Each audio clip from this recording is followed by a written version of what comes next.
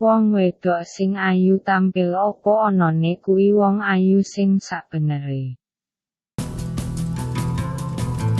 Wong wedok bahagia kuwi ora saka ayune, nanging merga nduwe wong lanang sing nyenengi awake. Wong sing bangga disebut wong wedok kuwi mesti diperebutke kuwi salah.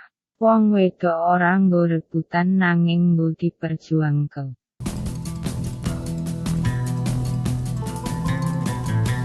Wong wedok kuwi tanggung jawabe wong lanang ora nanggung jawabi wong lanang. Keraguan kuwi pembunuh. Koe mung perlu ngerti sapa awakmu lan apa sing koe perjuangke.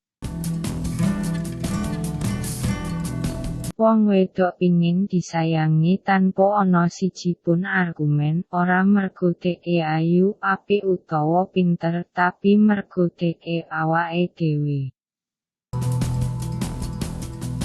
Koe oleh bengok, koe oleh nangis. Nanging koe aja nyerah.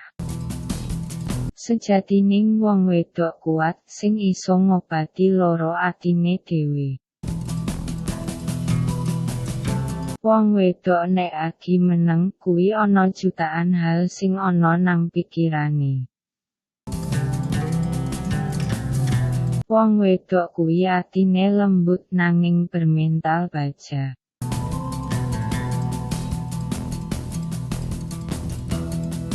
Wong wedok dilatih nggo nampa nilai ora kon gawe nilai.